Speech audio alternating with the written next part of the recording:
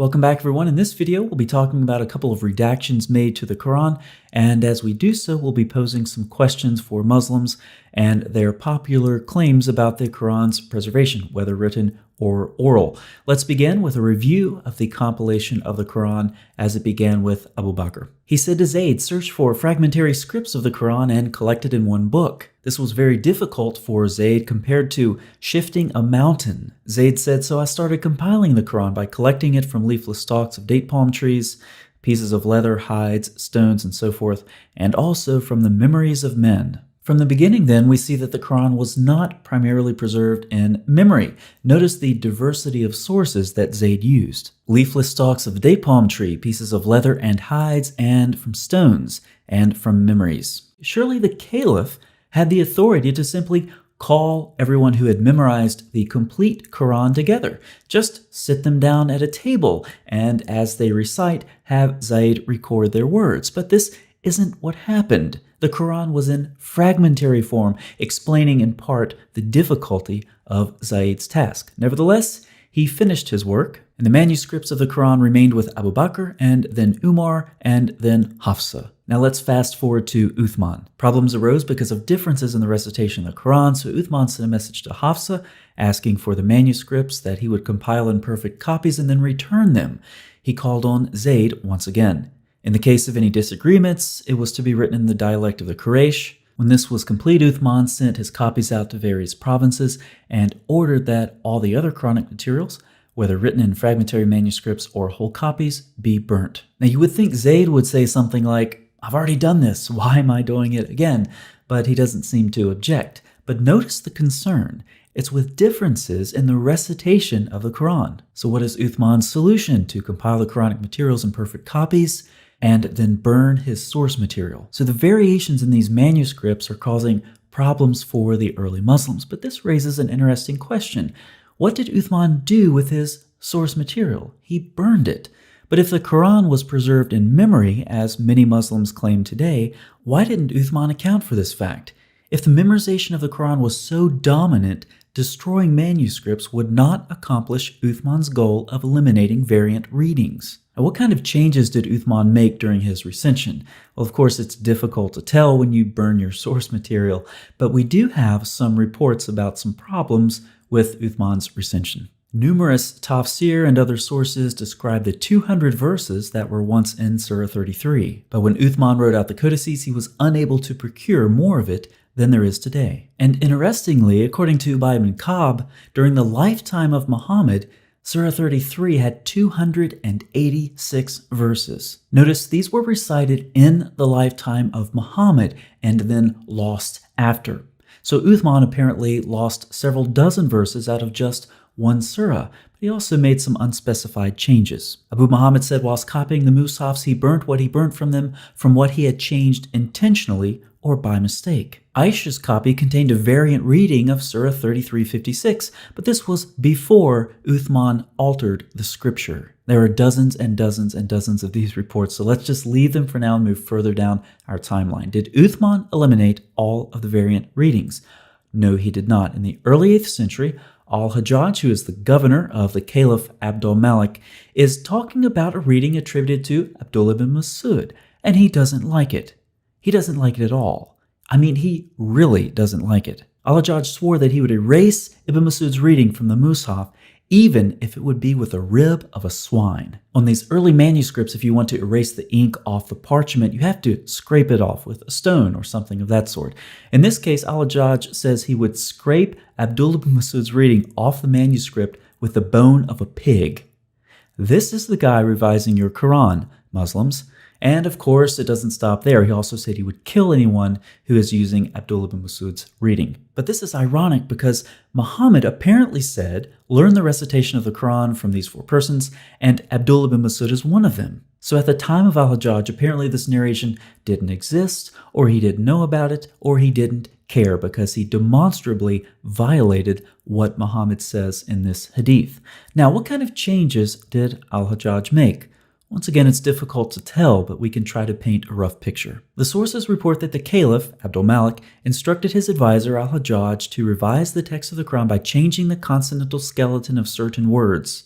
He also introduced vowels and diacritical marks for the first time. Sounding much like Uthman, the sources also report that any codex whose consonantal skeleton was not identical to that of the Umayyad Codex was recalled and destroyed. This would explain why little or no manuscript evidence has survived that would make it possible to verify the nature of any change or changes introduced at that time. Also, we have Al-Kindi and Abraham of Tiberias. They say that Hajjaj gathered together every last copy and caused to be omitted from the text many things. Kindi avers to his Muslim addressee that all that I have said is drawn from your own sources, and this would appear to be so, for we find notices in Arabic sources that Hajjaj ibn Yusuf wrote exemplars of the Quran and sent them to the chief cities, that he changed the wording or eliminated variant readings, or introduced diacritical marks into the text. So just like Uthman, al-Hajjaj destroyed the competing copies and then put his manuscripts into circulation. But his destruction was more widespread than Uthman's.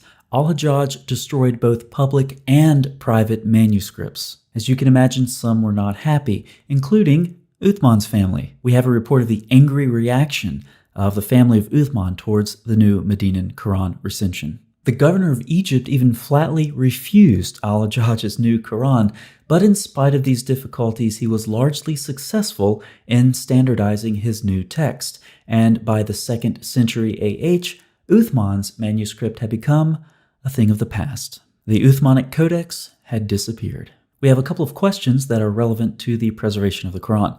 Whose Quran or recension was memorized or preserved? Was it Muhammad, Uthman, or al-Hajjaj? Further, who gave Uthman or al-Hajjaj the authority to redact the Quran?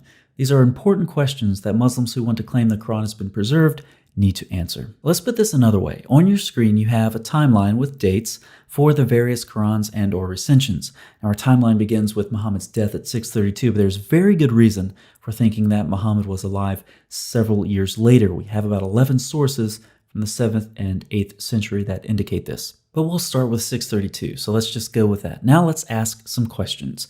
Which Quran has been preserved along this timeline? If it's the one from Muhammad in 632, then why was Zayd's collection needed? And why was it so difficult to collect the Quran? Why did he need to collect it from so many different fragmented sources?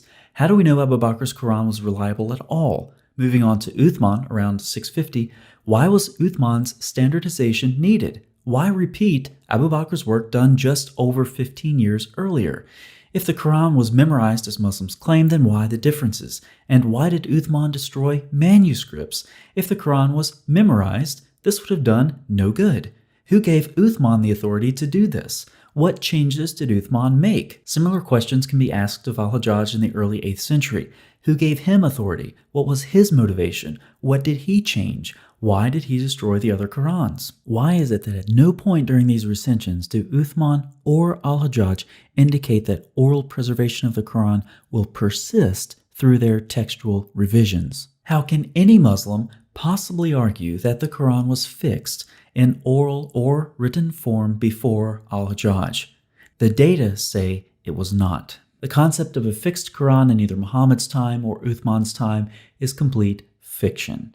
Now, there's more. Muslim scribes, just like other scribes, would count the words in their manuscripts as a way to detect errors in their copying. So let's look at some of these differences. With the verses, we do have a couple of abbreviations here. These just refer to the modern version with or without the Bismillah, depending on how many chapters you put that with. We also have variations in the number of words from about 77,200 up to 77,900, and consonants vary from about 300,000 to 363,000. Don't you wish we had word counts for all of those manuscripts that were destroyed? So Muslims, regarding the preservation of the Quran, which of these, if any, correspond to the memorized or the written Quran? One of them? All of them? What criteria do you use to choose between them? Which of these is the superior reading? We've been told there's only one Quran. Why all of these variants? Why all of these revisions? And why do we have so many variations, given that so many manuscripts were destroyed? Based on the evidence presented in this video, I draw numerous conclusions. I'll share 3 of them with you. Any theory of miraculous or perfect preservation of the Quran is complete nonsense. 2, given the destruction of Uthman and al-Hajjaj, it is impossible to know the original Quranic readings. And 3, the Quran could not have reached a stable form before the early 8th century AD. Muslims, if you want to object to this video, begin your comment by saying, I watched the entire video. And if you don't do that, I'll know that you didn't watch the video, and in typical Muslim fashion, you're trying to comment anyway. So let's see how many Muslims don't do this, and how many Muslims we can amaze with our psychic knowledge that they're trying to comment without watching the video. For the rest of you, thank you so much for watching. I'll see you next time.